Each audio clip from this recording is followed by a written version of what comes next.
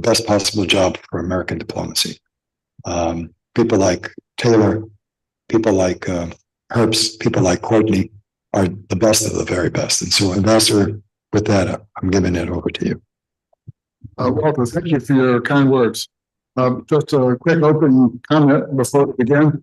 It is now pretty much apparent that before the full-scale invasion, in the West, we overestimated the strength of civil society in Russia. We thought that Russian civil society wouldn't allow this kind of naked aggression.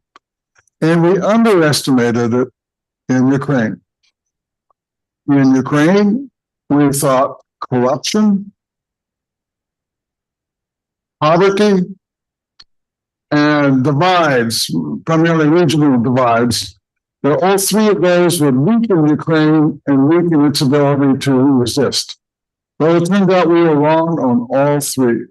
That none of the three weakened Ukraine's ability to resist. It's truly remarkable. But we will talk about those issues, especially social cohesion and division today. We have a hard stop at 4:25 p.m. So we'll ask our speakers to make some comments. We'll do some Q&As and our grades and stop exactly at that time. Taras, you're up. Okay, thank you. And thanks for inviting me. So I'll just jump in straight away. The first thing we should do is not to say that that all the changes, the positive changes that have happened in Ukraine are all happening under Zelensky. Everything began to change positively, in my view, after 2014. And I'll just run through some of the kinds of things that took place under Poroshenko, who still gets a kind of a bit of a bad rap in some areas, in some places. Firstly, decommunization was launched in a massive way in Ukraine in 2015.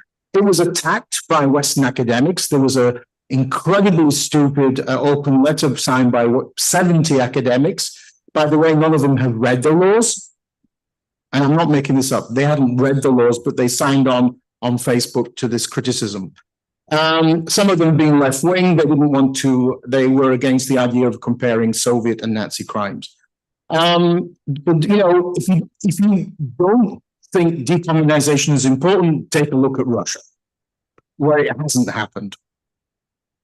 I mean, you need decommunization to get that rubbish out of people's heads. The reason why the Russians don't give a damn about human life, one of the reasons is because they have never looked at the trauma and introspectively looked at their history, Tsarist and Soviet. Secondly, language. Ukrainian language was vastly promoted and supported after 2014. There was an important ban on Russian social media, TV, radio, and print coming into Ukraine, which I think was very important, because it had all supported the 2014 military aggression. Fourthly, the Orthodox Church of Ukraine received autocephaly, which is independence from Russia. This was so momentous that Putin called an emergency session of the Russian Security Council to deal with this religious question. Because the Russian Orthodox Church has always claimed that Ukraine and Belarus were part of Russian Orthodox canonical territory. And 40% of the parishes of the Russian Orthodox Church are in Ukraine. So Ukraine receiving autocephaly means the Russian Orthodox Church is no longer the biggest Orthodox Church in the world. And most importantly, the Ukrainian army was built under Poroshenko, not under Zelensky. I traveled to the front line throughout this period from 2014 onwards. In 2015, when I went, there was no army. The Ukrainian army was in a terrible state. 2019, there was an army there. I completely agree with your comments about the regional division question. If you look at academic literature for the last 30 years, this is the biggest topic that academics dealt with on Ukraine, regional divisions, language divisions, and of course, in Russia, they played on this saying, well, Russian-speaking East Ukraine is loyal to Moscow and the other parts loyal to the West. This was not true. We saw that in 2014, and of course, even after 2022, most Russian speakers in Ukraine were loyal to Ukraine. They had a civic Ukrainian identity. They were not loyal to the Russian world.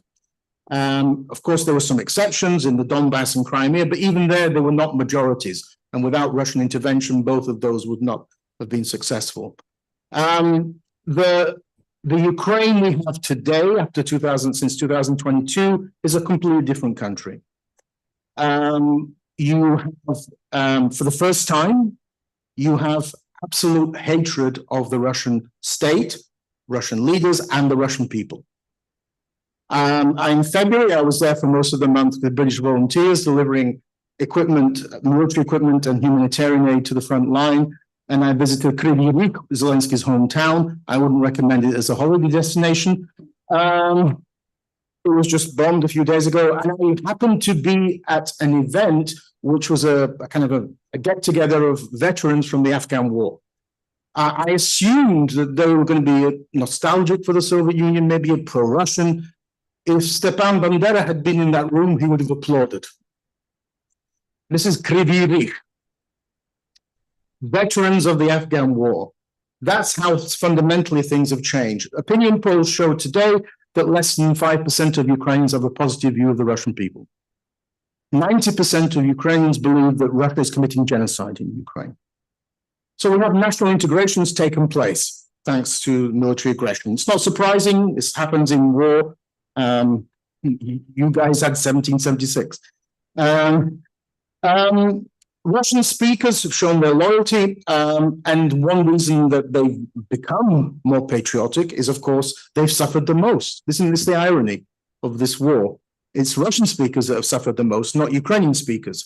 Putin has committed genocide in Mariupol by destroying a city, as he did in Aleppo and Grozny, and probably killed and deported up to 100,000 of the 450,000 people who used to live in Mariupol.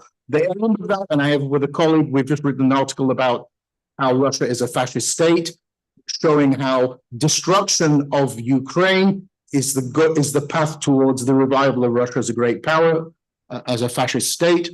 Mariupol is the example of that. Kharkiv could have been the next one. Thankfully, it's not. Ukrainian language use has gone up. There's an article in the New York Times just a few days ago about how Ukrainian folk music is now cool and trendy. It's not something that people kind of poke fun at anymore. There's widespread support for the increase in the use of the Ukrainian language. The highest group of Ukrainians who support the banning of the Russian language in official structures in Ukraine are young people, 18 to 29 young people. Again, that's, these are guys who used to think speaking Russian was cool. No more. It's wrong to call Ukraine, as some people still do, a multi-ethnic country. Ukraine is the third or fourth most nationally homogeneous country in Europe. 92 to 95% of the population call themselves ethnic Ukrainians. Only 2 to 5% say they are ethnic Russians. Put this into context. 1989, 22% of the population of Ukraine were ethnic Russian. 2021, Ukrainian census, it was 17%. Today, it's 2 to 5%. Ukrainian history, complete transformation. On the question of the Ukrainian famine, the Holodomor of 1933, that was already moving in that direction. Most Ukrainians were seeing this as a genocide committed by Stalin. Unlike in Russia, where Putin launched the cult of Joseph Stalin. So today, majority of Ukrainians think that Stalin is a criminal, as he was. Majority of Russians have a positive view of Stalin. So the Holodomor was less surprising, but the big surprise is attitudes to Ukrainian nationalist groups, the OUN and UPA, which prior to 2014, majority of Ukrainians had a negative view of. Today, it's a massive majority positive. In the center of Kryvyi Rih, there's a red-black flag flying. It's Kryvyi Rih, man. This is when I saw this. And that's true. It doesn't mean that they're all reading Stepan Bandera. It means that they see this flag as the flag of people who are fighting for their rights. EU NATO membership has gone through the roof. I think NATO has been duplicitous towards Ukraine on this question, because originally Ukraine wasn't given membership because the argument was in NATO that majority of Ukrainians don't want it, especially in the East. Well, that's no longer true. 75 to 80% of Ukrainians, including in the East and South, now support NATO and EU membership. Alongside these positive developments, there are negative ones, particularly on the social side. We have 16 million IDPs and refugees. As was previously said on the previous panel, how many of those are going to go back? If the war continues at this level, social problems, particular impact is on the education of children. I don't know. I saw a horrible video the other day on Twitter where a young girl, probably not more than 5 or 6, was having a breakfast and her hands were shaking because every morning she was hearing bombs. Kidnapping of children. Putin and his sidekick were convicted. Well, they were issued criminal edicts by the ICC for this. But this has been massive. The numbers vary. There's just a number of veterans, of course, and post-war trauma, disabled. That is going to be a massive problem. So my argument would be, I think this was said on the previous panel as well, that a long drawn-out war is in Russia's interests, not in Ukraine's. But it's not in the West's interests either. This current sort of US-German policy of drip flow of weapons and fear of escalation is going to lead to the death of Ukraine. Ukraine, if this goes on for years and years, what's going to be left of that Ukraine? It's not going to be pretty, and it's going to be a country always reliant on Western financial support, people not coming back. When Ukraine became independent in 1991, it had a population of 52 million. At this rate, it's going to be 25, if we carry it on like this. And many more Ukrainian civilians and military will die. One factor which we can look at is just the example of what Russia is doing in occupied areas. An Institute for the Study of War has done a study of this, and some other people have written. You can find them, I think, on the internet, because that's what's in store for the rest of Ukraine if Russia was to occupy all of Ukraine. What we have seen is Russia is undergoing a massive, rapid, express policy of genocide. This is Russification, ethnic cleansing, Mariupol, Ukrainians out, bringing Russians in. If 5 to 10 more years, Mariupol will be a city populated by people from Russia. Sovietization and Russian imperial historical myths. So Ukrainian monuments get pulled down, Ukrainian banners, plaques are all pulled down, names are changed, and Russian and Soviet are brought back. Even Lenin monuments have been brought back. Complete de-Ukrainization. Ukrainian children being completely subjected to Russification and Sovietization. And these methods, which were honed in the Donbass and Crimea from 2014 to 2021, are now being applied in Southeast Ukraine. So the failure of, I think, particularly the Biden administration and Chancellor Scholz, in not capitalizing on Ukraine's rout of Russian forces in Kharkiv in September 22, has led to the solidification of Russia's occupation of the Southeast. And there Russia has a clear policy of making sure that this becomes Russian, that everything Ukrainian is going to be extinguished. So hence another argument to be made for the war to be ended as quickly as possible. Thank you. Well, thank you. That's terrific. A great overview. Next is Alexander Motyl online. Please go ahead. Yes, thank you. Thank you very much. Thanks to the organizers for having me. The downside of following Taras is that he knows so much that he preempts anything that I have to say regarding interethnic relations, attitudes of Ukrainians toward any number of issues. So all I can say is that I concur completely with his evaluation of popular attitudes, with his evaluation of Ukrainian identity, the direction in which it's going, the hatred of the Russians, the attitudes towards the war, towards Putin, towards the EU, towards NATO, and everything else.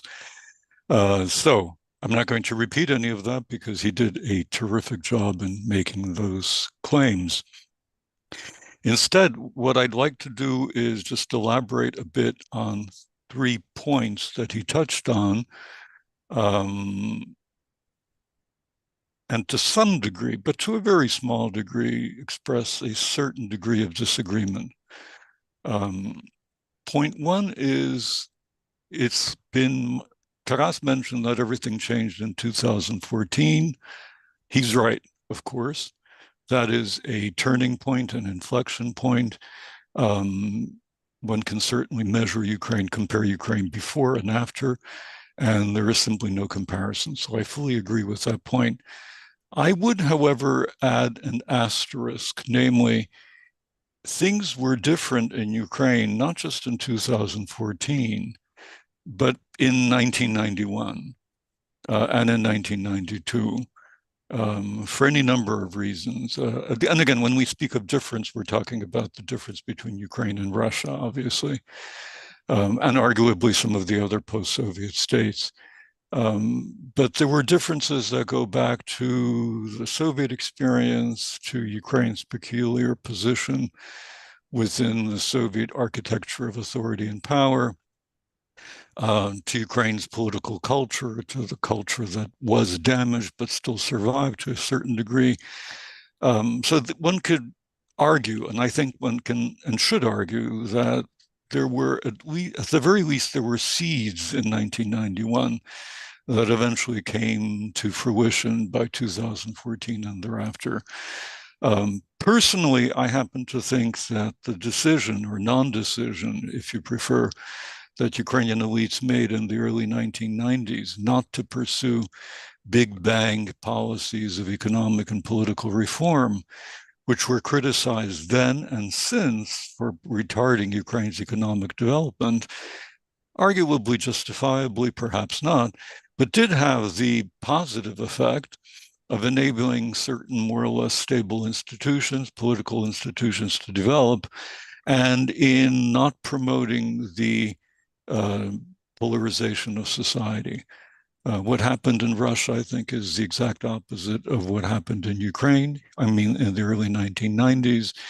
And it's precisely because of that polarization that we witnessed 1992 and 93, and then, of course, the bombing of the White House by Yeltsin, that opened the door to the super presidency and then eventually to Putin's assumption of power.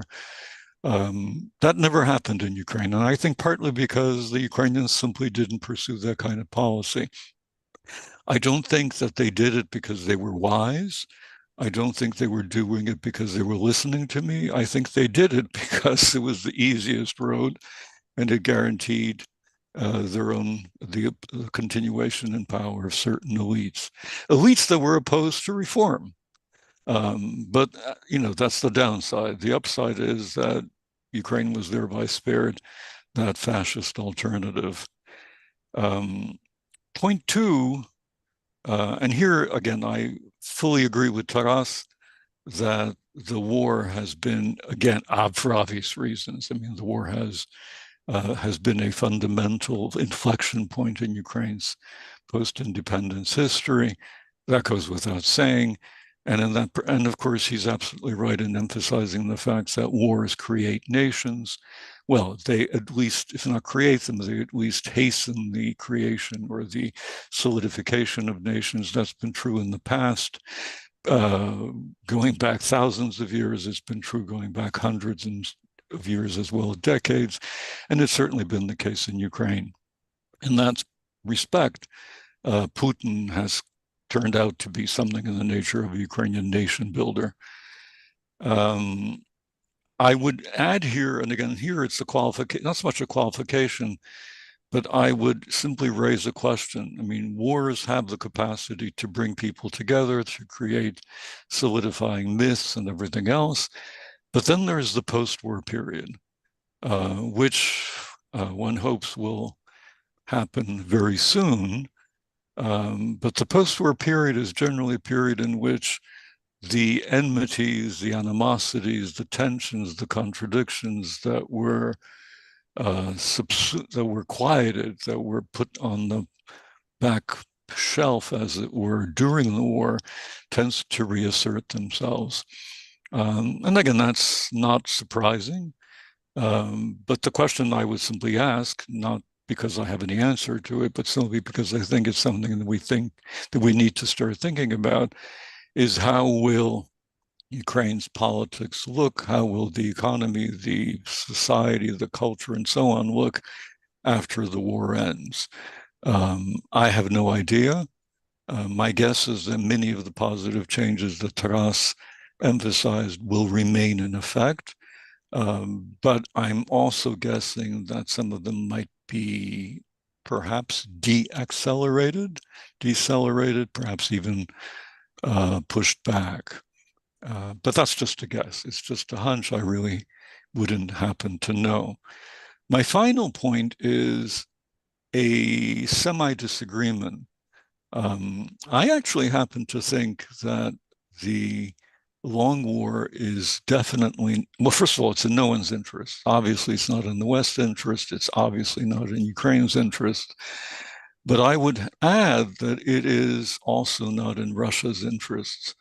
And I'm tempted to say, and indeed, let me be provocative and say it's especially not in Russia's interests. I'm not quite as pessimistic as Taras is about the prospects for Ukraine's continued survival. I think that'll happen.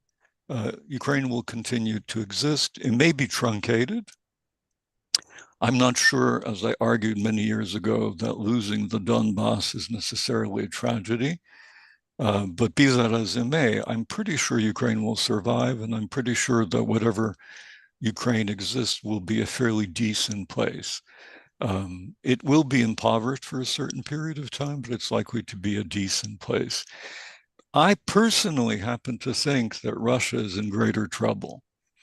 And I think we need to keep that in mind, even if one disagrees with my assessment of Putin, of the stability of his fascist regime, and of the stability of what I think is a very brittle state. Even if one disagrees with that, one needs to balance one's assessment of Ukraine and its prospects with an assessment of Russia and its prospects. At the very least, if both countries are doing well, then, well, who knows what that'll lead to. But if both countries are having difficulties, then that suggests that clearly there's a limit to how much damage they can take in the short, medium, and especially in the long term. I'm impressed by the arguments made by Russian oppositionists, by Russian policymakers, officials, soldiers, and others, that the condition on the battlefield, the conditions for Russian soldiers in the battlefield are simply atrocious, arguably worse than those that affect Ukrainian soldiers, but in any case, no better than those that affect Ukrainian soldiers. I'm impressed by the damage Ukraine has done to Russia's energy infrastructure, to its airfields and things like that. I'm impressed by the fact that Putin, it seems to me, is a perennial blunderer. I personally agree with those analysts who think that he is weak and that the efforts he's making to strengthen his position are made out of a sense of desperation and not of a sense of pride. And if it is pride, it's a misplaced pride. And I personally believe, and again, we can go into details here if that's of interest to the audience, that the Russian state is potentially in danger of falling apart. Now, that doesn't mean that Ukraine, therefore, is in a better situation, because I think Taras is absolutely on the mark in arguing that the near term, possibly even the medium to long term for Ukraine could be very dire. But we may want to take some some comfort from the fact that Russia's short, medium, and long-term prospects are at least as bad and arguably worse. I can easily imagine that 5 years from now, Ukraine will still be around. I can just as easily imagine that Russia might be in the throes of a civil war. That might not be any good for Ukraine, given the millions that are likely to be fleeing, but it's certainly going to be bad for Russia and will complicate its efforts on the battlefield. How all of this plays out in terms of stable interethnic relations, stable class relations, common histories, and common futures, one can only guess, and I certainly have no answers. But my overall guess is that in Ukraine, those will remain more or less solid in the manner that Taras illustrated, and that in Russia, in contrast, they're likely to undergo some serious deterioration in the foreseeable future. And I'll leave it at that. Thank you for your attention. Thank you. Yes. One small note on Big Bang. The country to compare for Big Bang is not Russia, it's Poland. Poland did Big Bang reforms. It stuck with those reforms. And today it has a per capita income somewhat similar to Great Britain, for example. If I could make a brief response, I mean, the difference is that Poland by 1989 was a significantly less totalitarian country than Russia and Ukraine. It had private property in the agricultural sector. It had a certain degree of market institutions. It had solidarity. I mean, it was a completely different country, thanks to the fact that for 20, 30, 40 years, it had been experiencing somewhat significant institutional change. So it had the wherewithal, both in terms of an existing state apparatus, an existing regime, national identity, and things of that sort, none of which existed in Ukraine, none of which existed in Russia. So the comparison, to my mind, is false. I mean, we really need to look at Ukraine and Russia because they came from the same loins, if you like, unlike Poland and Hungary and other countries in Eastern Europe. But in any case. So you can make both for comparisons, but Ukraine did not have the brutality of rule, the imperialism, the hold of secret services over society that Russia had. So remember, Gaidar was fired quickly after independence. He didn't last very long. Russia backtracked on the reforms. They, unlike Poland, did not stick with reforms all the way through. So they're both quite different from Ukraine, but my guess is if Ukraine had undertaken Big Bang reforms and stuck with them, it would have had experience closer to Poland than to Russia. Okay, Paul Goble. Paul, you're next.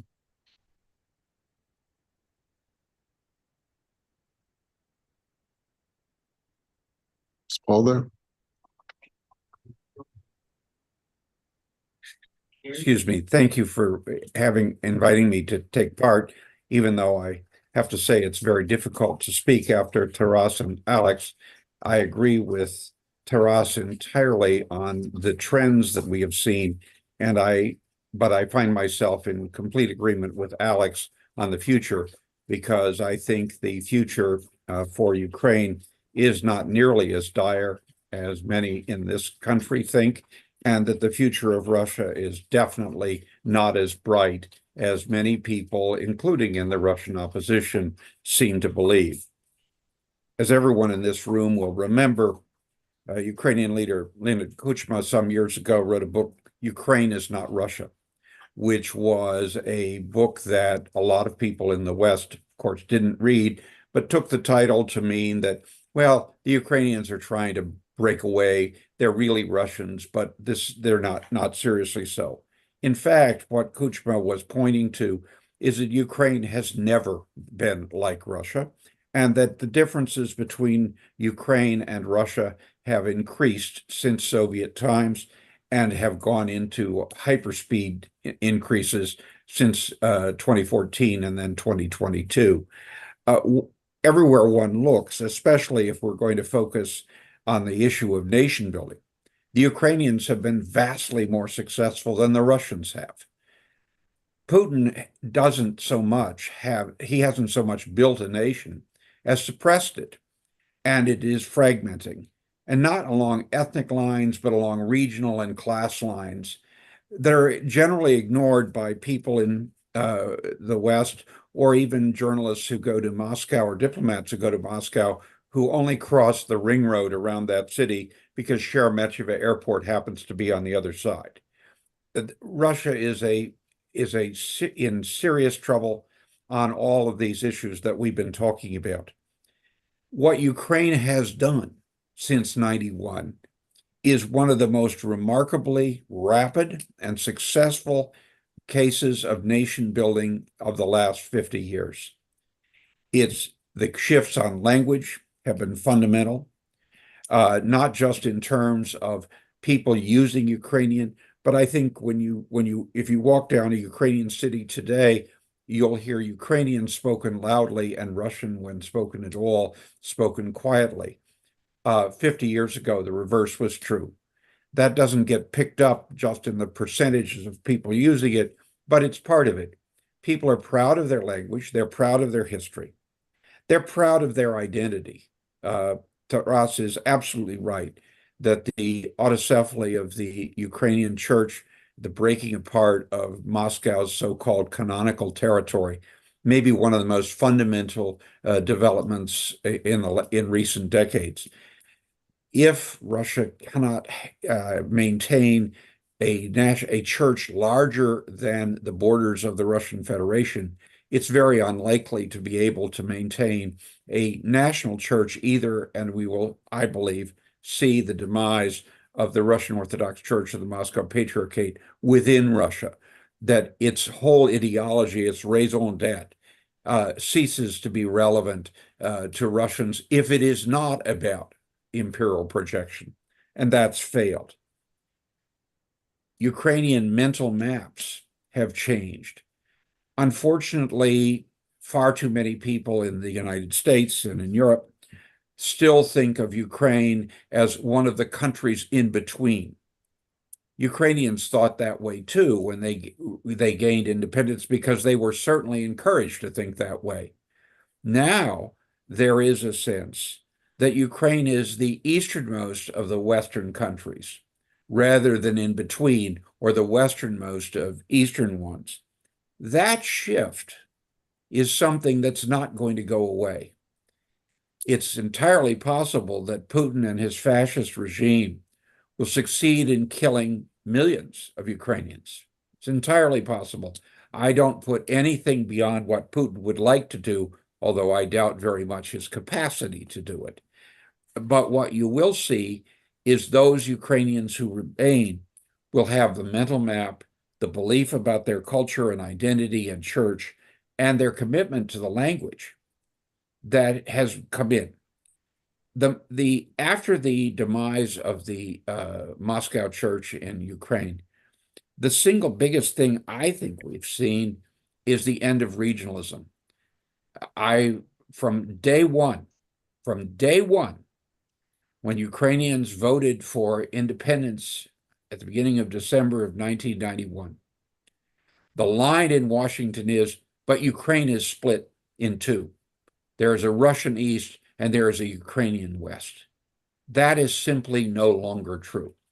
Not only has there been a westernization of the East, but there has been a decline in the sense of a fundamental difference between East and West. The mixing of people caused by mobilization, both for the military and the economy, has changed things. It's no longer Western Ukraine against everyone else.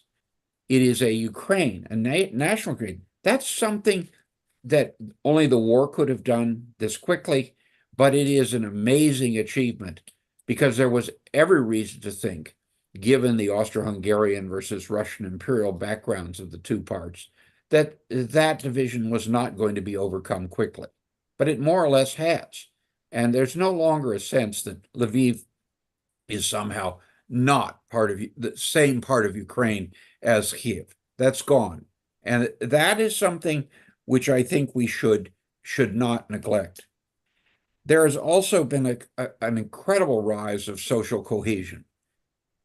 Large numbers of people in the United States who are so deferential to power and therefore to the Kremlin seem to believe that the emigration of Ukrainians highlights the weakness of that nation. In fact, it reflects the desire of people to escape being bombed. That doesn't mean that those people have ceased to be Ukrainians or that a significant portion of them will not return if conditions permit it. I too fear that the Ukraine of the future will be smaller than the current Ukraine, not because of what the Ukrainian people want or try or aspire to, but because they unfortunately are unlikely to get the support they need against a country with so many thousands of nuclear weapons. That's just unfortunately going to be the case. But what we have seen is the creation of a nation. It's sometimes joked that in Ukraine, that Ukrainians should have only statues to only two Russian leaders, Lenin for drawing their borders and Putin for creating the nation. And there's a lot to that. But I want to make one last point, which builds on something Alex said. And I'm one of those who very much believes the Russian Federation is headed to the dustbin of history, although I don't think we can count on it. And I think the ability of Ukraine to produce it is more limited than a lot of people would think. I think it's coming, but just how fast is a very, very open question. But what I do want to point out is this. Suppose Putin's army reaches the western border of Ukraine. Suppose somehow the Russian military is able to occupy all of Ukraine. Russia will lose then too, because it will have incorporated within itself a population that is hostile to a degree that no population inside the borders of a country ruled by Moscow has been ever. And the resistance of UPA and others after 1945 will look like child's play compared to what is coming. Putin, if he lived long enough, might be able to kill everyone involved. He certainly would try. One hopes the West would resist, but one can't count on that anymore.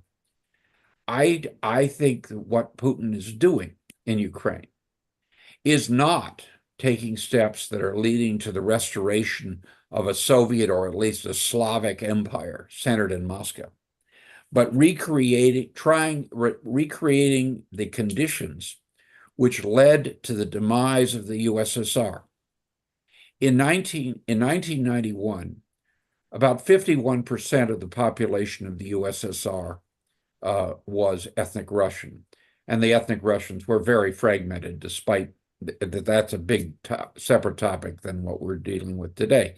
But they were very fragmented. The idea that this was a unified nation is nonsense. It was nonsense then. It's still nonsense. 49% of the population then was not ethnically Russian.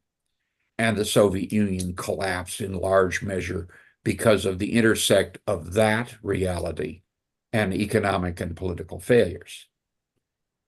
Now, the ethnic Russians, the people that Moscow counts as ethnic Russians, are probably around 70 to 72% of the population of the Russian Federation, not the 82% that Putin routinely claims and that people in the West simply repeat, but about 72%.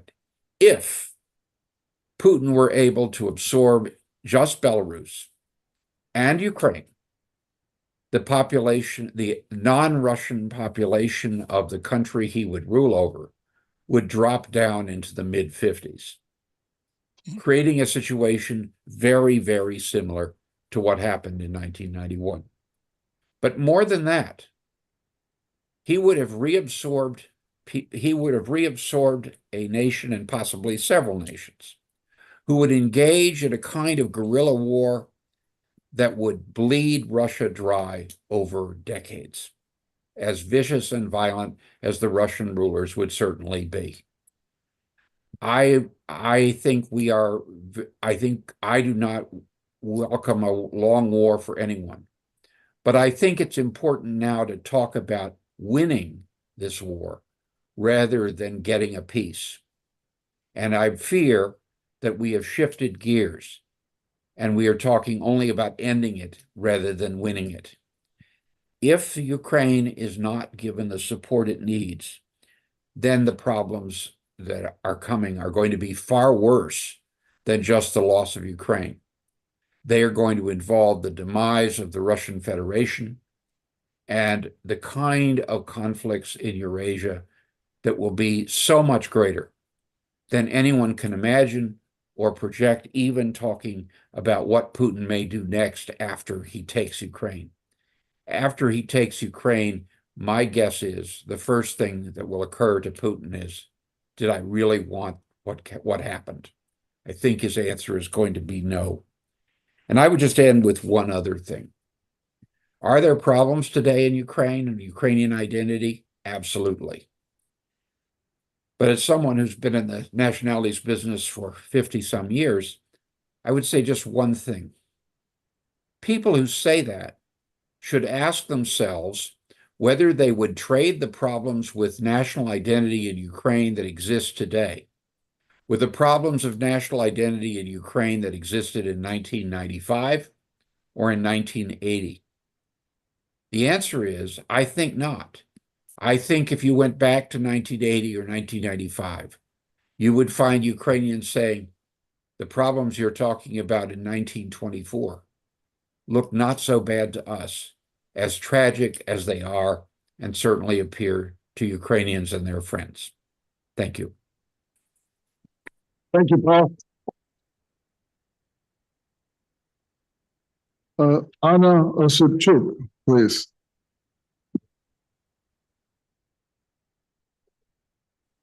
Hello, I hope you can hear me well. You have to let her know that we can hear. Yep.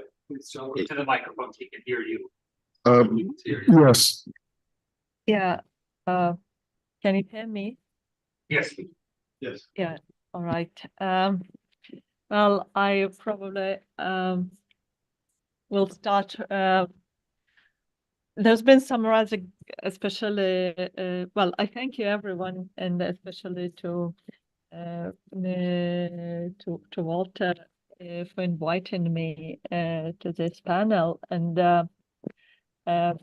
it's already late evening in Kyiv, and I hope that the electricity will stay for the duration of the panel. We were promised that there will be no outages today, and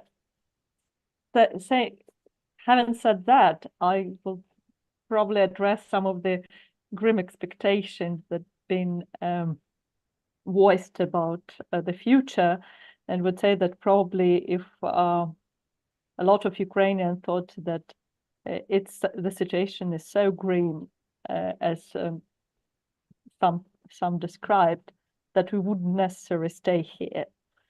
And I know there is a lot of people still staying. So obviously, I don't really think that it's that grim, and I would probably side regarding this with Professor Goble and Professor Motyl.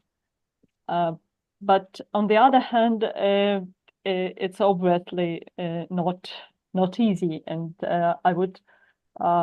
I think that Professor Goble, you said a very important thing, that victory is in some ways more important than just reaching a peace.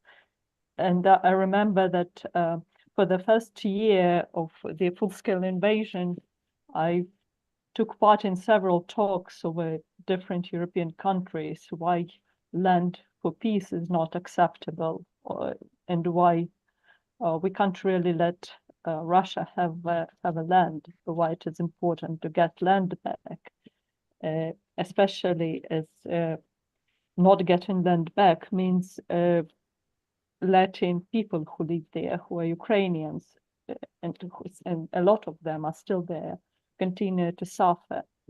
The work I do with my colleagues in School for Policy Analysis of Kyiv Mohyla Academy is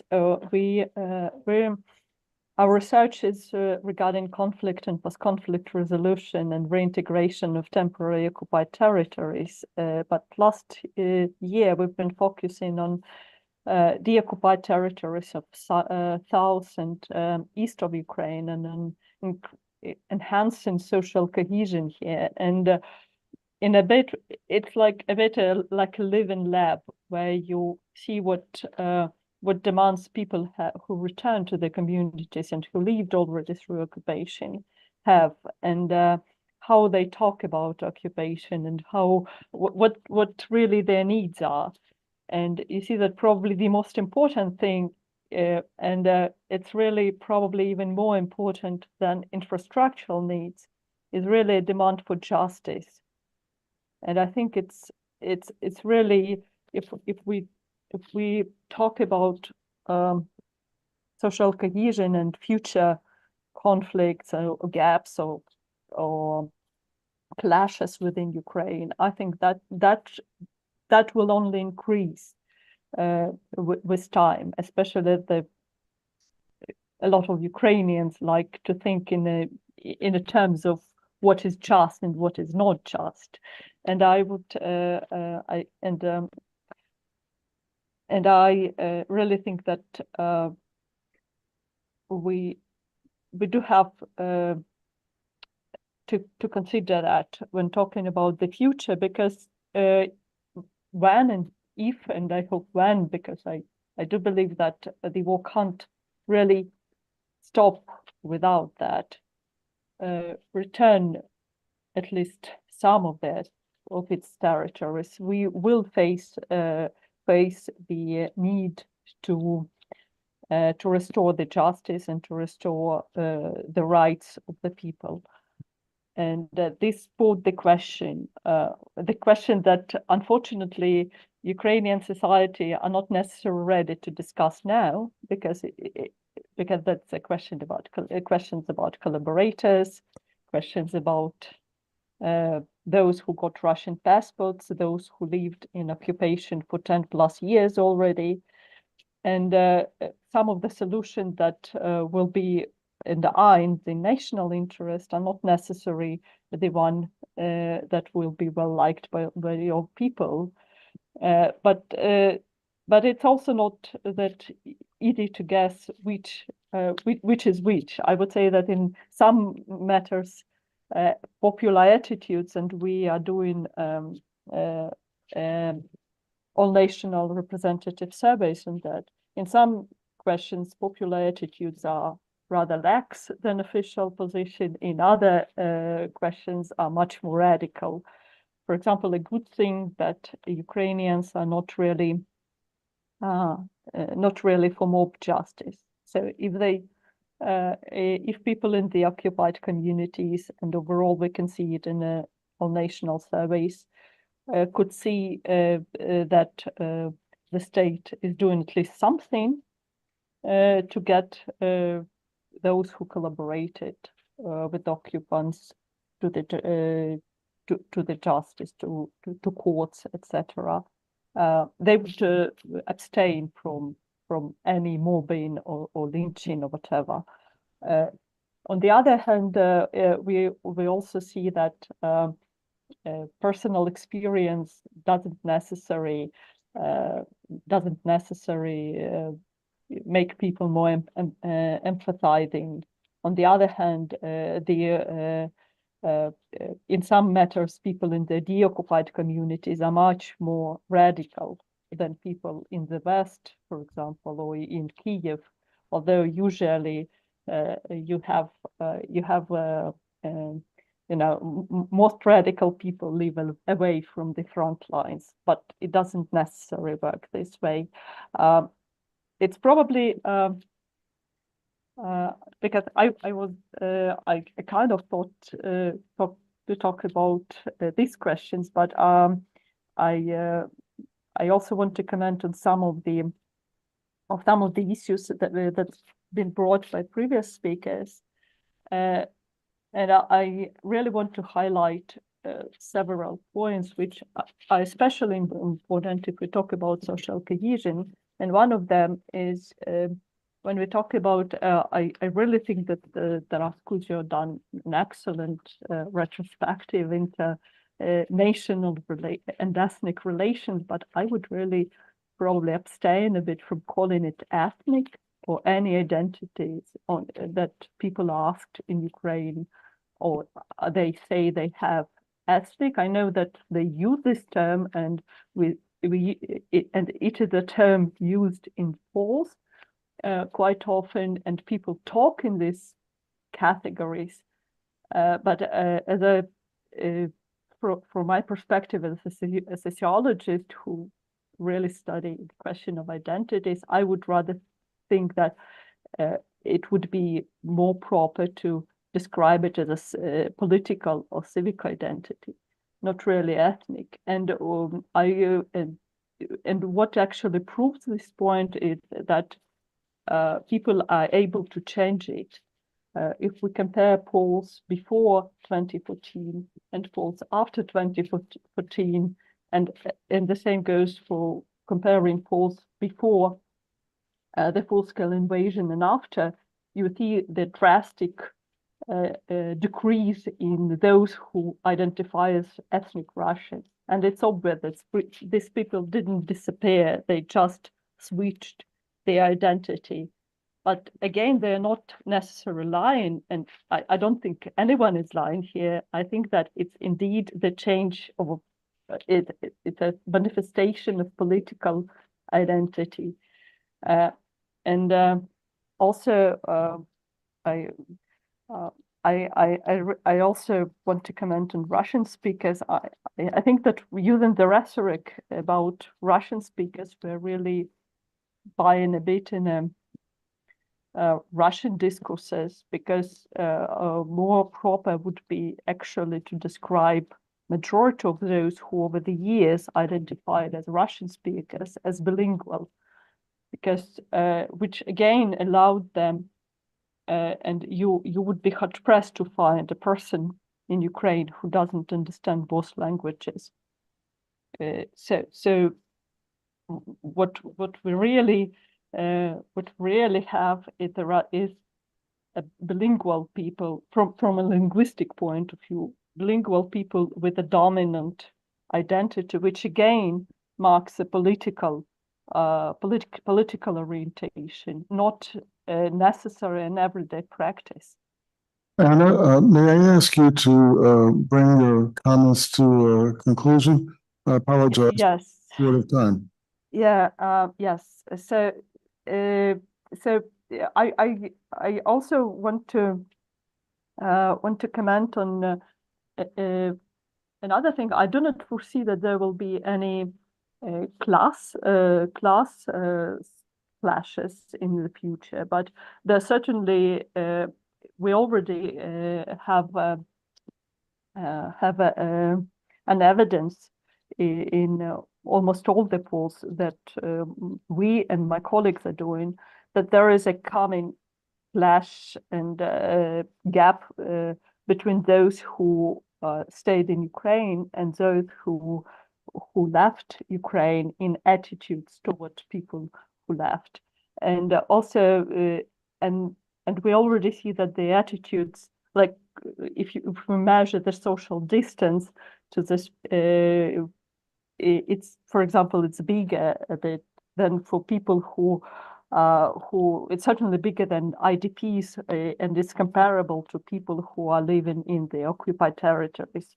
So, and I think that is probably one of the major problems for Ukraine as a country in a matter of social cohesion on a national level, not really the question of any ethnic or language question, but rather how to downplay and not really hype this question of who were where, or who returned or who left, because we do have a lot of people outside of Ukraine. Unfortunately, there is no really reliable data on that. the difference, it differs, the data differs by couple of millions, but still it's a lot of people. It's certainly more than 2 million people, or at least around 2 million people We will have to outside. leave it there. Yeah, that's all. Diane Francis, and Diane, you have about 7 minutes to comment.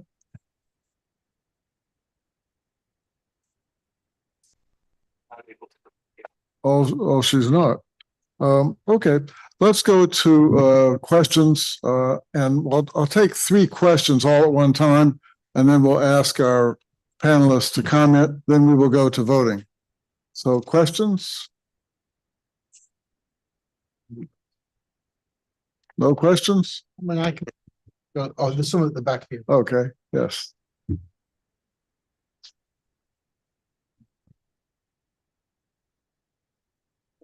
Hi, my name is Christina Jahan, and I wanted to ask if you think there's a chance Zelensky could be reelected president after the war, and if so, how likely is it?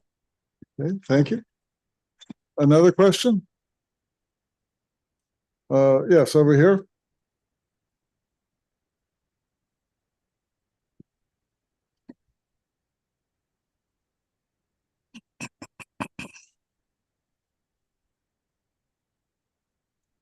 Anna made a comment about the switching from kind of ethnic basis ideas before the revolution in nationality and more towards civic nationalism after the Euromaidan revolution 2014.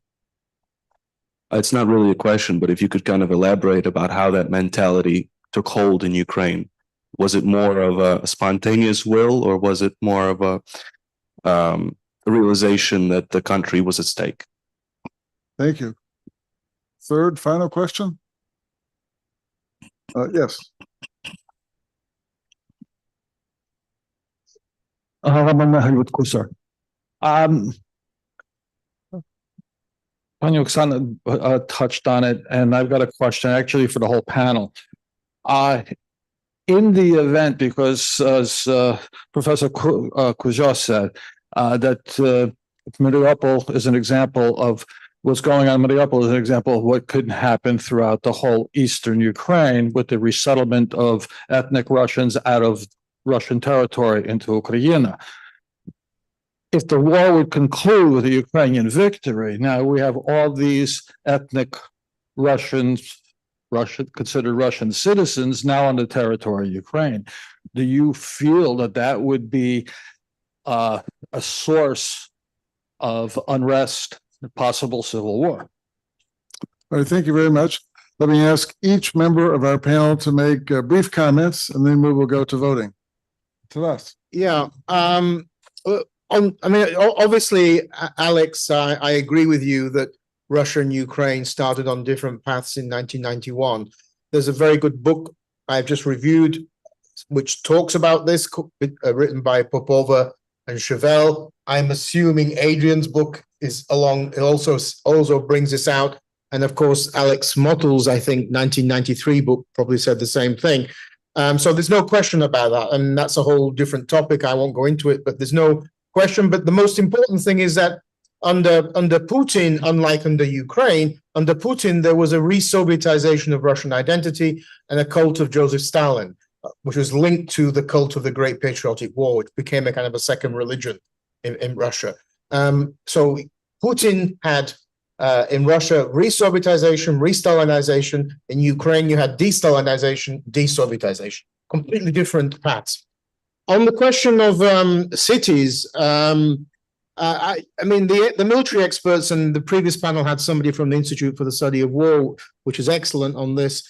Russia cannot capture large cities in Ukraine. It doesn't have the resources. To do that, Russia would need to do, or Putin would need to do a second round of mobilization. He doesn't want to do that. It's unpopular. And therefore, Russia does not have currently sufficient manpower to capture big cities, especially places like Kharkiv, 1.5 million, and Kyiv, forget, 4 million. He would need another 600, 700,000 troops. He doesn't have that. What he has at the moment is approximately 30,000 casualties every month, 1,200 a day. It's mind-boggling. and approximately the same number who are volunteering to join the army. So he's kind of covering each month approximately the number that are being killed. How long that can go on for, who the hell knows? I mean, you know, Zaluzhny said that he thought that when Russians had lost 150,000, they would say enough. Well, we're on over 500,000 already, and they still keep willing to be killed. On the question of civic over ethnic identities, I think this is a canard. I don't think this is important. It's one of the arguments made by various academics and others that Zelensky was an example of a civic president, Poroshenko an ethnic president. Ukraine's always had since 1991 promotion of civic nationalism or patriotism, loyalty to the state. Now, in every country, including the US, different people usually on the right as opposed to on the center and left, tend to have a more dominant ethnic aspect to their identity, ethno-cultural. Yeah. So, I mean, there isn't a distinction between civic and ethnic. Every country is a mix of civic and ethno-cultural. Thank you, Taras. Alexander. Regarding the question on Zelensky, from what I've seen in the polls and from my conversations with a number of Ukrainian analysts, and none of this is systematic, but just a bunch of impressions, it seems clear to me that his popularity is significantly lower than it was when he was elected, and that Zaluzhny is likely to be a very strong contender. And assuming that the election is fair and free, and again, assuming all sorts of things about Ukraine's conditions and so on, it's likely that Zaluzhny would be elected president. I'll just throw that out. I'm in no position to say that that's going to happen or not, but certainly given Zaluzhny's past popularity and current popularity and Zelensky's the growing criticism of Zelensky, that's certainly a possibility. Obviously, of course, on the other hand, remember, imagine a year from now, Ukraine launches a successful military assault, recaptures all of its territory, and Zelensky rides down the Khreshchatyk in a Jeep with a Ukrainian flag. I mean, that would pretty much guarantee his victory. So we just don't know. The point I'd like to make, and I'll be brief, regarding the territories that might be reoccupied by or liberated, namely the Donbass, Crimea, Kherson, and Zaporizhia. Ukraine needs to do some very serious thinking about what it would do with these territories and how it would go about reintegrating them. All I can say is that it won't be easy. If you look at the American experience with the Civil War, Reconstruction wasn't exactly a smashing success, and it eventually was discontinued, and pretty much the status quo ante, minus the large landowners in the South, reasserted itself in most of the southern states. And it took another 100 years before the baleful influence of that tendency was able to be eradicated in the 1960s. So one needs to be careful in the kinds of expectations one has. You may recall one of the reasons why the Minsk agreements were a dead end was precisely because Russia was always insisting on the regions, on the Donbass's reintegration as an autonomous area, under Russian supervision and everything else. And Ukrainians realized that this would mean, this would be tantamount to inviting a Trojan horse. And that image of a Trojan horse was not inaccurate then and remains not inaccurate today and arguably in the future. How will Ukraine deal with a population that has been Russified, arguably Sovietized, some of which will be very pro-Ukrainian, some of which will be decidedly opposed to Ukrainian sovereignty, is a question.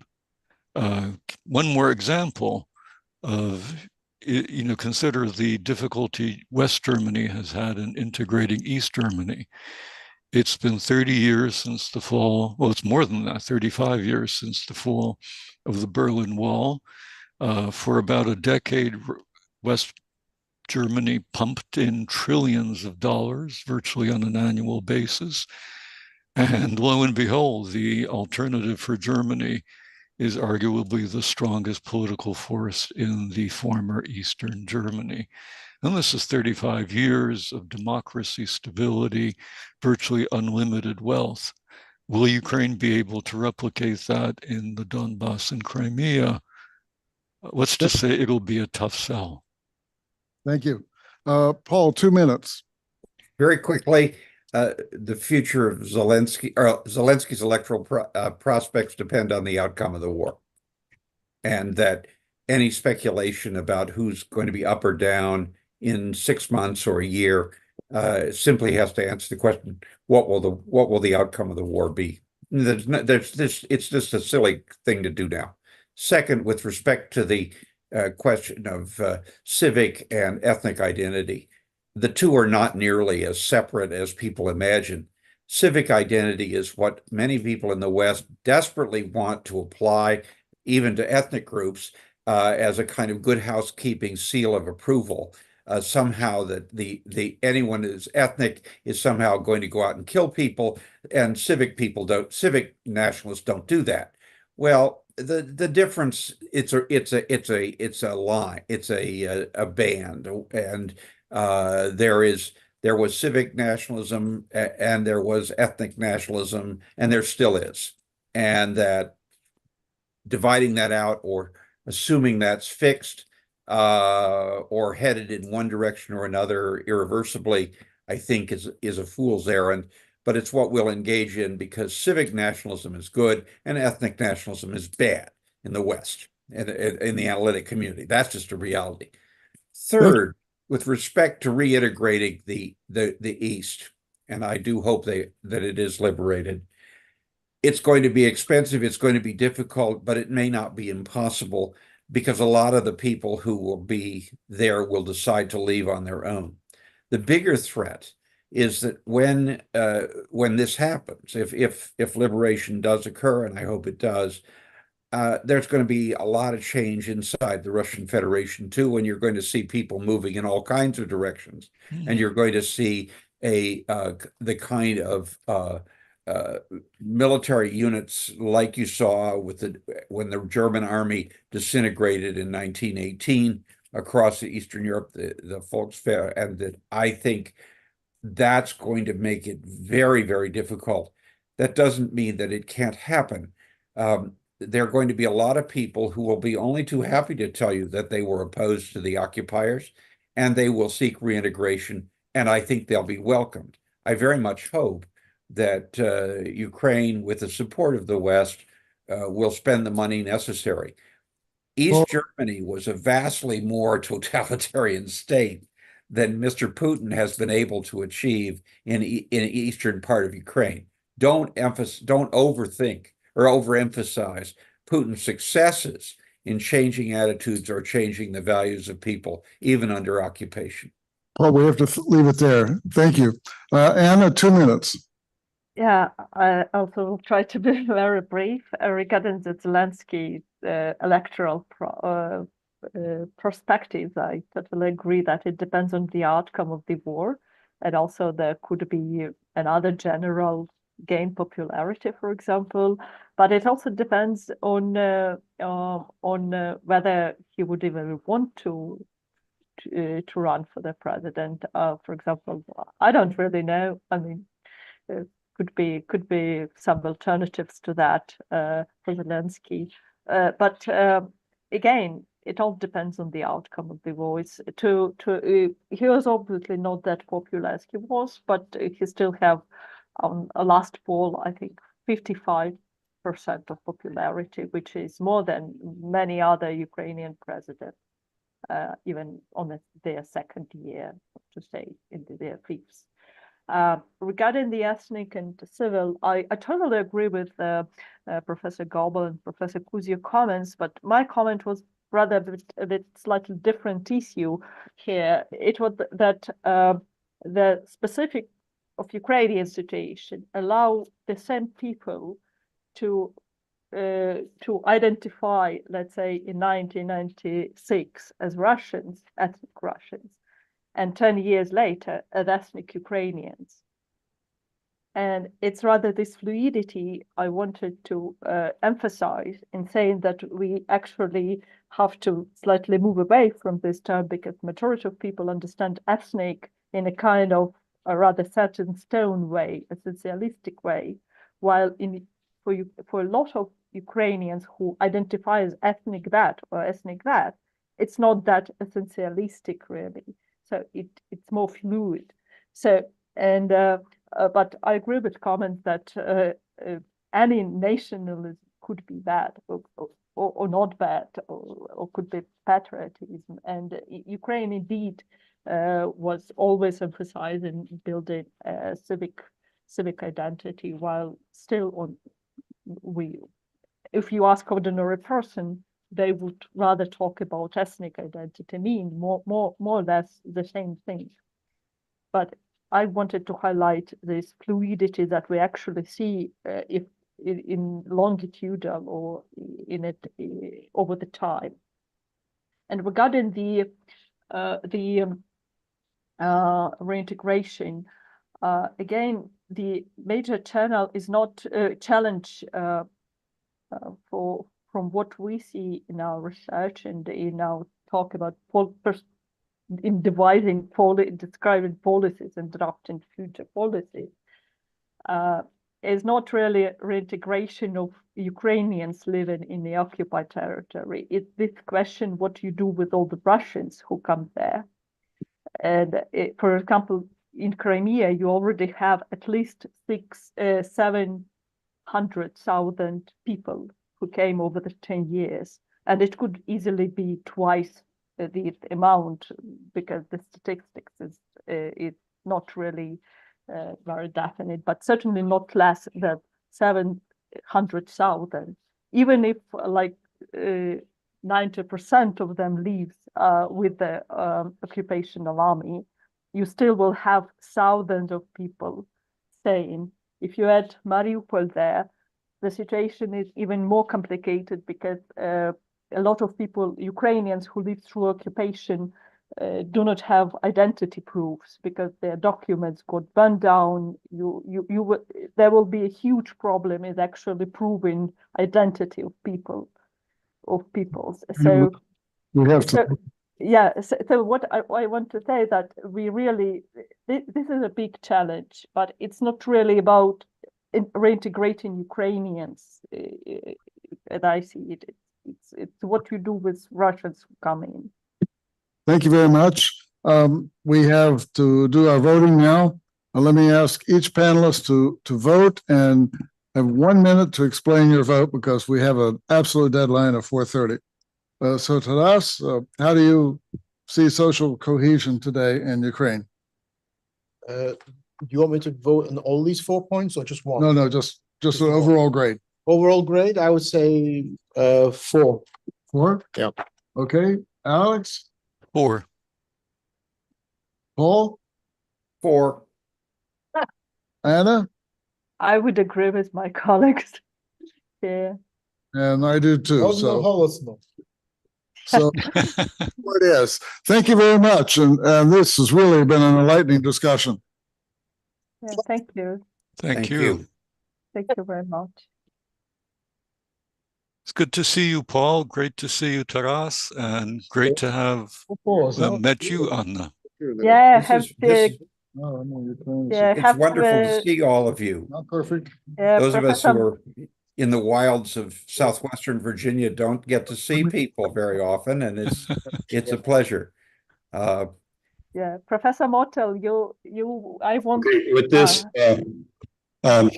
Professor Courtney, Professor Kuzio, Professor Motyl, Professor Osypchuk, Paul, actually, Professor Goble, I actually am grateful because this was absolutely super informative, and thank you very much. You did it on time and so on and so forth. So thank you.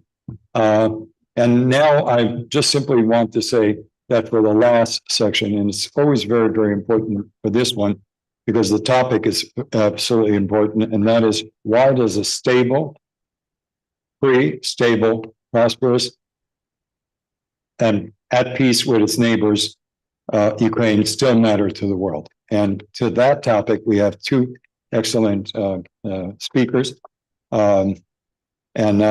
To introduce them and to actually run the rest of our program, I would ask the person without whom none of this would ever happen, Andrij Dobriansky. Would you be able to join here? And you're ready to go. Are they both on the screen? There they are. Okay, you will introduce them and why they're absolutely important to the final stages of the discussion.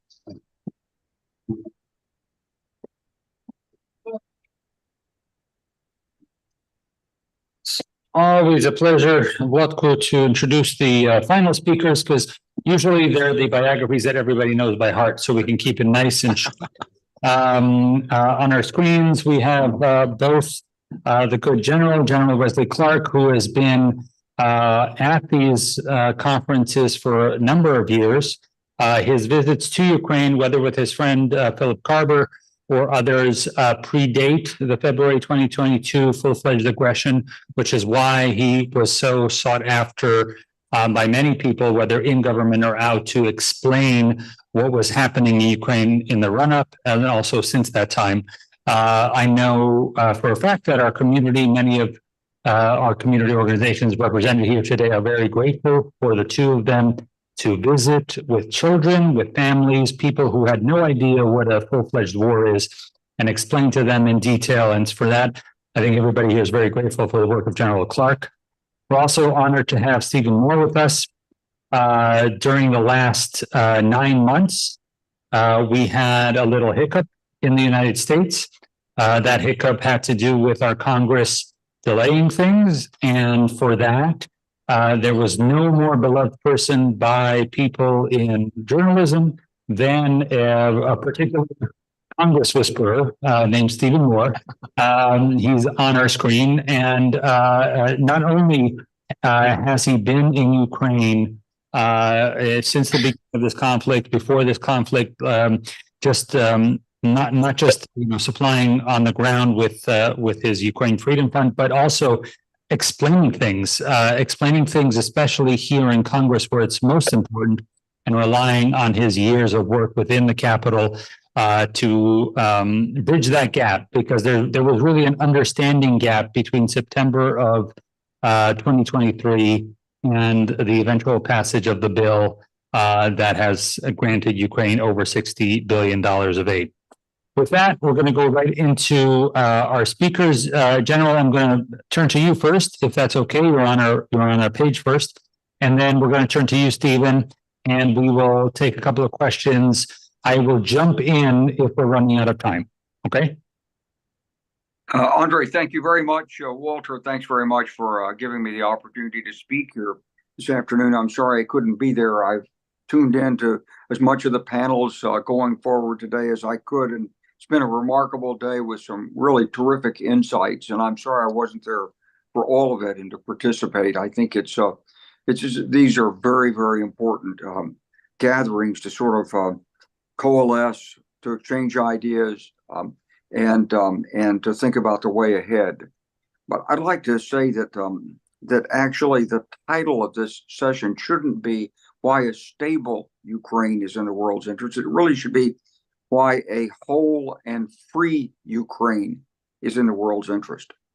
And so I'm going to take that as the proposition I want to discuss here just for a couple of minutes. I think, we're at a very, very important juncture in the evolution of humankind, of world history.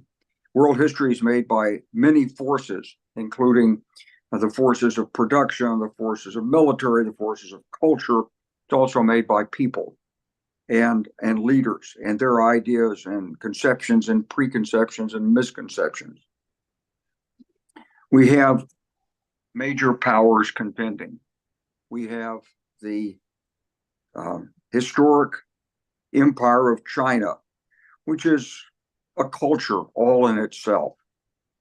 We have the imperialist empire of Russia, which always seeks to expand in pursuit of greater sense of security. And we have this collection of people, this experiment in democracy in the United States, which is it's like a group of people sort of civilized under the Enlightenment seeking a government. China always understands that it has to control and work with its neighbors. During the Mongol period, China assiduously gave gifts and set one Mongol tribe against another, worked for several hundred years until Genghis Khan came along and united them. Russia has always known that it had to interfere in the affairs of its neighbors and seek to overcome them if possible. The United States, unlike those two, is traditionally isolationist. It's individualistic. It tends to do the right thing only when all other alternatives have been tried and failed. It is a collection of people that are materialistic but can be motivated by certain ideals. And those are the ideals of the Enlightenment. And so here we are in this period of 80 years since the end of World War II or the Bretton Woods conferences. And it's been the American civilization. It's been American law, American culture, American movies, the American economy, the American dollar, which has dominated, the American nuclear power, which has been the fundamental guarantee of American security. And yes, there were challenges during the Cold War, 40 years of ideological struggle, but it was struggle with an old, tired group of men who had seen the ravages of World War II and didn't want to see that repeated. They were relatively faithful to their calling of Marxism-Leninism until it didn't work. And when they tried to reform it, they killed the Communist Party that was sort of the ruling backbone in the Soviet Union. China went a different way. It argued that the Communist Party was the key structure for success. It has augmented and strengthened the Communist Party. And in the United States, it was for us the end of history when the Soviet Union fell. And we saw democratic ideals flourishing around the world. Everybody quotes Francis Fukuyama as saying it was the end of history. Gabriel Garcia Marquez came in to see me when I was in Panama and said, it's so boring today because there's only one ideology. And, for a while, maybe he was true. Maybe that was correct. But other forces have intervened. We're now in a multipolar world in which the American 80 years of civilization is under tremendous challenge. What's in it for the United States to keep going? Well, everything, really. Our allies, the ability to execute diplomacy, international institutions, international law, the commerce that we rely upon, the American dollar, the ability to tax or spend and not worry too much about balancing payments and balancing the budget, our security, working together in anti-terrorism, really everything. But for 20 years plus, the United States has gone on a wild goose chase. First, going to Afghanistan without a plan. Secondly, launching a war with no purpose, no reasonable purpose in Iraq. Never really been described. It's never really been explained why we went to Iraq. Was it nuclear weapons? Was it, as Paul Wolfowitz said, was it because we wanted to show that Americans were willing to die, not just bomb from the air? Today, we're still in the Middle East. Afghanistan's fallen. We've got troops in Iraq. We're worried about Iranian nuclear power. North Korea is a nuclear power. It can attack the United States. Iran has nuclear weapons today, according to information I have, and maybe could use them, but hasn't decided to declare itself. And Russia has built and is building a constellation of forces working against the United States to overturn 80 years of American dominance. And it all comes down really to Ukraine. Now, the question is whether the traditional American approach will solve this problem. That is to say, in Korea, when the North invaded, we fought for 3 years, or we basically returned it to the status quo ante, an armistice, and 70 some odd years later, 71 years later, Korea is still divided. In Vietnam, we fought without the means to succeed. It was a politically motivated war. We bled ourselves, but we did slow the spread of communism as we saw it at the time. And we recognized that eventually that there was a Sino-Soviet split, which would have, it basically prevented the darker visions from coming to pass. And then after that, as we struggled, we were triumphant in the Middle East in crushing Saddam, driving him out of Kuwait. Was that you have to, the gates open up at 3:30 in case you want to have a service. And as we worked through this and the Soviet Union fell, it's what Paul Wolfowitz said to me in a meeting. I was just a one-star at the time. He said, but you know, he said, we learned one thing in 1991, that we can attack and with impunity, and the Soviets won't do a thing to stop us. And he said, we've got to clear up these old Soviet surrogate regimes from the Middle East before the next great superpower comes along. Well, we didn't, we couldn't, and the next great superpowers are there. We let Russia back in. We did it because President Obama really tried to prevent Iran from getting a nuclear weapon. And he thought he could do it with diplomacy. Maybe it would have worked. It was, in my view, a weak agreement, but maybe it would have worked. And President Trump threw it out. And so here we are. So why is a free and democratic Ukraine, a whole and free democratic Ukraine, in the interest of the world? Well, as one of our previous speakers said, when Secretary Austin said that we were supporting Ukraine, everybody in Southeast Asia at the Shangri-La conference cheered. The whole world is watching this. And they're watching as the United States works under the control of President Biden and Jake Sullivan in the White House, who's running things with his vision as to we carefully parse out exactly how many artillery rounds, how many HIMARS. Can we train 20 pilots? Can we train 40 pilots? What if we train 40 pilots? And what if Putin thought that was a threat? And so we have piecemealed, underwhelmed the support for Ukraine and put a whole and free Ukraine in jeopardy. I think everybody that I've heard on the panels today sort of agrees with that. And so here we are at the precipice of an incredibly important American election. Leaders make a difference. But in going forward, we can't rely on the comfort of the unchallengeable U.S. strategic nuclear deterrent if we're not prepared to challenge a rival nuclear power by supporting those who fight for freedom.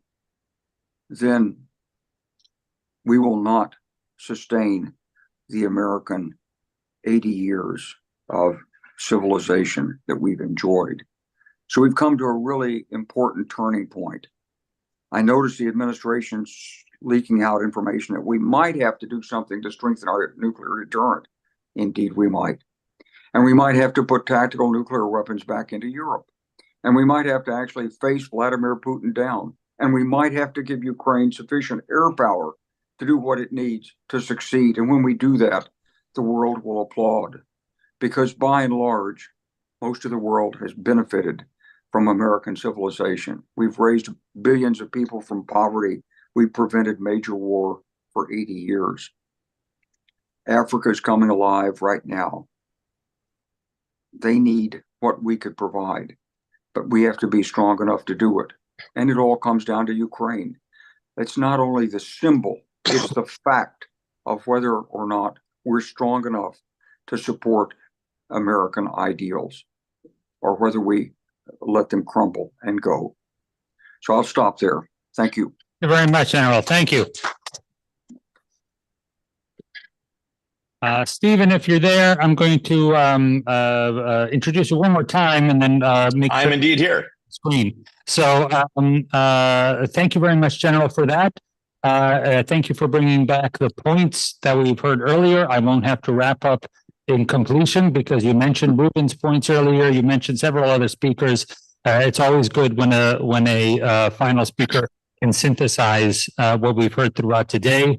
And it is a pausing moment to hear in this room where we have talked about the future explosion of the Black Sea, and then that came to pass. The future need for aerial combat, and that has come to pass. And now you have brought the nuclear issue on the table, and I will bring it back to our first speaker of the day, who is the representative from the Embassy of Ukraine here. And they are all focused on the peace summit in Switzerland. And indeed, nuclear issues are on the agenda at the peace summit. That will be one of the things that the communique tries to list out beyond what you're saying about the arsenal here. But let's switch over to Stephen. Stephen, I'm going to put 7 minutes on the clock just because we want to make sure that we have enough time to ask you a question at the end. Okay? Sure. Go ahead. Great, thanks. Great to be here with you guys. Sounds like I missed a really good day today. I spent most of the day driving to Odessa, where I'm talking to you from. And you know, I came here on day 5 of the war because I had a lot of friends in Ukraine, and they were calling me and asking me things like, they're bombing Kyiv. I don't know what to do. And I had spent nearly 2 years in Iraq as a civilian at the beginning of that war in 2003, and I knew what to do. So came to Bucharest, went to Ukraine, spent the first year bringing humanitarian aid to the front and doing everything I could to help. And in December of 2022, I kind of figured out that things were going sideways in America, in Congress, among public opinion, particularly among Republicans.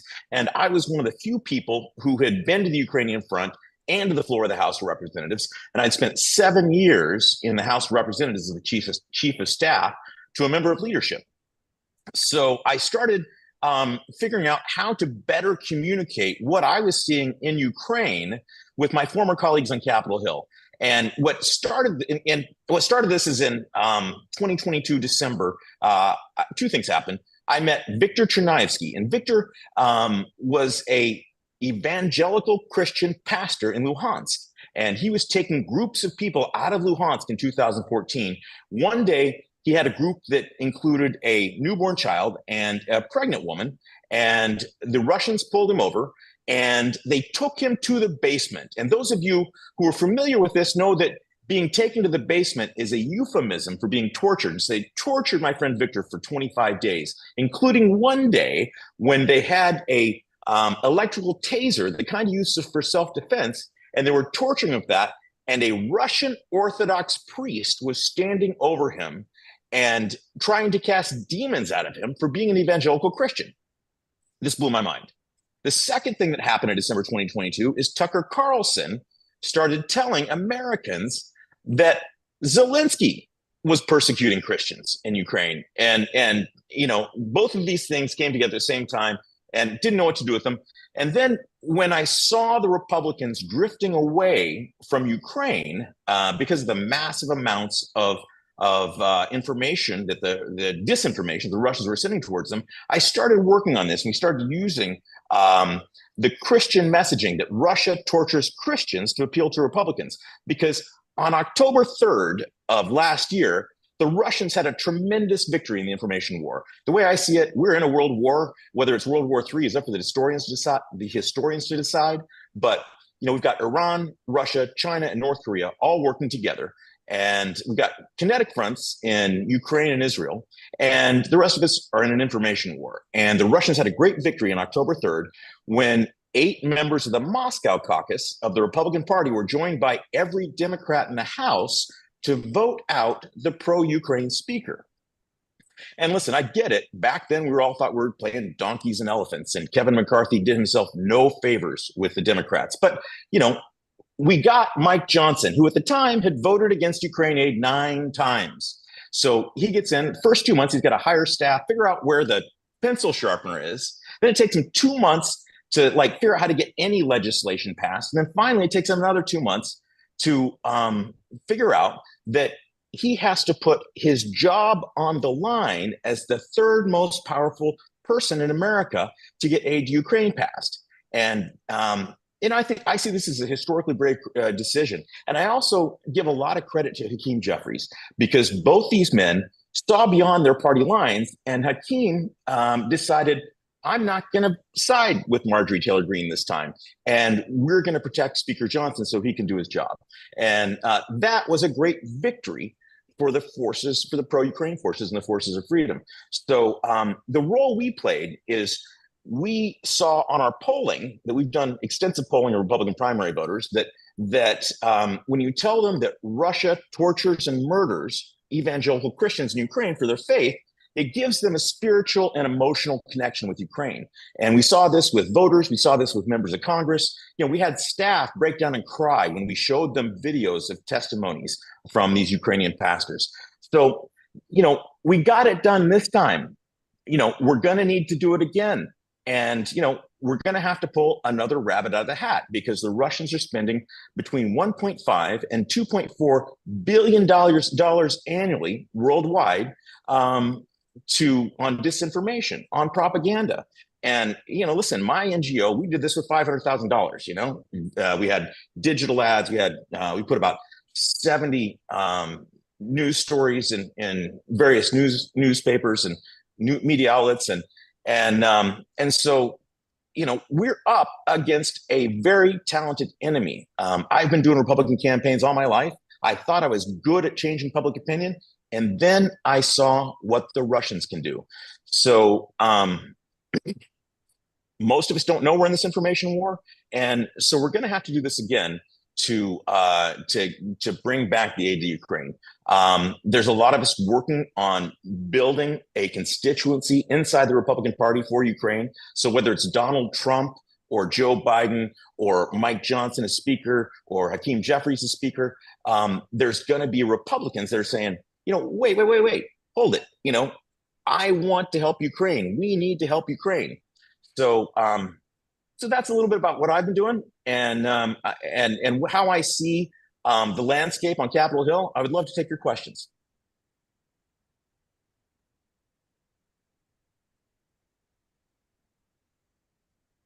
Was I that good? Can you hear me? Yes. We're actually very close to wrapping up, and while we are in that midst, and to comment on some of the things we just heard I would actually like to turn to a special guest that we have with us today. Just coincidentally, a speaker who had been speaking, who has appeared at numerous of our conferences over the years, is with Walter right now. And I would like to ask to the podium for a couple of brief remarks our good friend, Senator Rob Portman, who is not only the co-founder and longtime co-chair of the Senate Ukraine Caucus.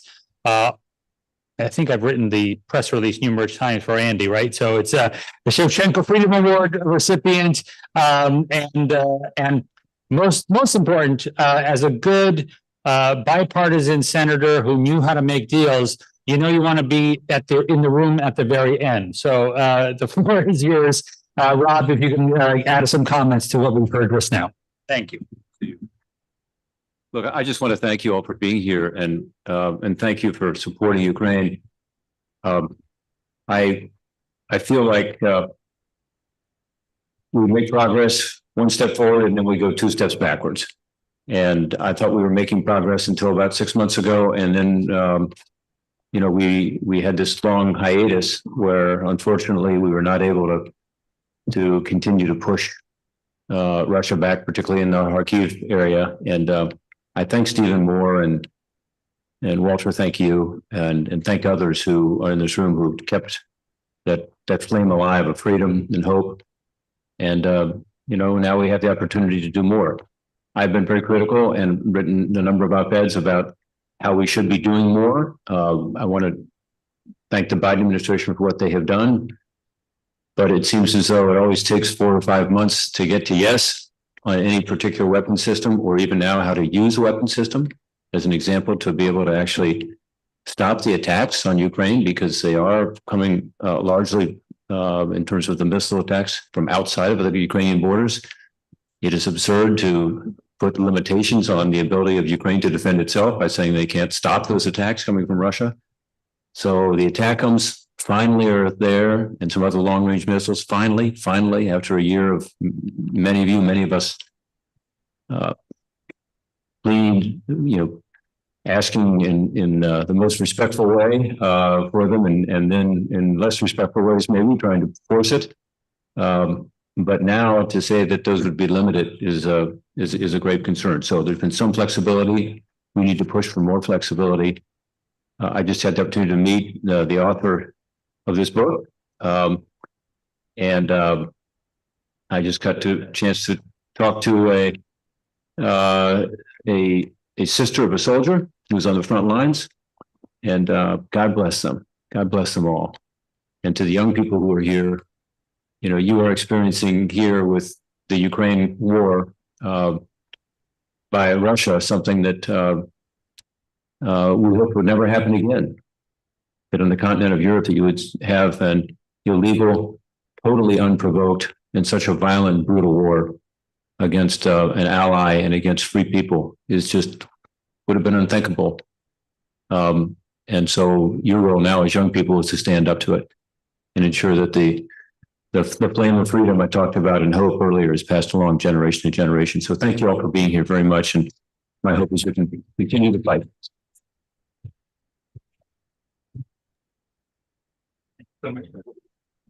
All right. I know we're going to get some questions in for you, Stephen, and we got some. Okay, well then I see Pan Yaroslav. Anybody else? Let's get a microphone over to Yaroslav Martinyuk, and let's get a question for any of our speakers. A question for Mr. Moore. Looking at developments long term, do you see that the congressional support for Ukraine is going to grow, or is it going to wane? Yeah, I think that's there's a lot of external forces that are at play, and one of them is that Americans like to back a winner. And when Ukraine was winning, up until the beginning of 2023, that provided a lot of momentum on Capitol Hill. So now that we have the weapons here, finally have the weapons here, is Jake Sullivan going to let the Ukrainians use the weapons to win? And will we record some battlefield victories and give the American people something to cheer about for their investment? That will be real helpful. I think that other things in the world, if there's an additional front Stephen that opens up, General, can you guys hear me? We are having some issues with the sound. It just cut out. General, can you say something? Yeah, I can hear. Nope. Yeah, you're also not coming through. The fact that Stephen's in Ukraine is one thing, but we actually have the lights are still on. People today because of Ukraine power issues. But this is nothing to do with Ukraine. This has to do with something in the facility. So, anything coming through? No. Hey, can you hear me? We might have to finish this up, gentlemen. I'm sorry about that, but we have to squeeze this in before. So, it's not even coming through on the live stream for some reason. We don't know why that's happening. But in any case, I will just take the opportunity then to thank you, both General and Stephen, as well as Senator Portman, for coming in and wrapping up this wonderful day. For those of you, I will also be acting as tallying master today. We had, as I mentioned earlier, several people drop out earlier throughout the day because of Ukraine, because of illness. So our first panel was rather incomplete, as one person could not put a grade in and two people were out. So we're going to skip the first panel. Developed market economics got actually pretty high marks all the way around, 4s and 5s from our people. So I'm going to do it a nice 4.5 for the day for developed market economics. Both themes from Margarita as well as Ariel talking about that, even especially to taking into account what's happening during an active war, the fact that the market is able to function as it is in Ukraine. Even greater general security, boy, was that a downer. I think we're going to go with Mason's grade of a gentleman C, 2.5 from Mason. I think that's as generous as we can go with that panel as far as the grade. So we're going to do that with ever greater security and do it a 2.5 across the board. We had a couple of 1s in there. And then viable social cohesion, one of the most positive panels of the day. That was 4s and 5s all the way around. So we're going to actually, it was a unanimous 4 from all of our speakers on viable social cohesion. So let's go with 4 for the final panel discussion. And that'll take us all through our grading sheet. It's interesting to look at these as we go year to year. James, you pointed out that your grade was specifically based on what you remember from last year. And I'd like to remind everybody that all of our conferences dating back to 2019, you can stream them. So you can relate these grades from year to year and see exactly where we are. For the benefit of that streaming, let me just thank all of our sponsors. We will be having a reception today, but while we're here, we want to thank, of course, our friends at the American Foreign Policy Council, especially all the diligent work that sometimes wasn't getting through the speakers over to Zoom, but we appreciate both the microphone work as well as the time limits for all of our speakers and all the wonderful help. This conference, as usual, was co-sponsored by the Center for US-Ukrainian Relations and the American Foreign Policy Council in coordination with the Ukrainian Congress Committee of America. Our good friend Mohyla was here from the Ukrainian National Information Service, the International Republican Institute, and the National Democratic Institute as well. And to make sure that all of you can do this with our wonderful fourrette in the back, we thank our patrons, the Heritage Foundation at First Security Federal Bank, the Jurkiw Family Fund, Self-Reliance New York Federal Credit Union, Suma Yonkers Federal Credit Union, the Torielli Family Foundation, as well as the Vogue Foundation. So thank you very much for being here. Vlodko, what time are we meeting at AFBC? The reception is going to be at 6. 6 o'clock. So you have plenty of time to wrap up here. We are going to clean this place up before we go. Not you guys, meaning all the wires are going to be put away. And we'll see you for a wonderful reception this evening. Okay, Bolt? We're going to get it.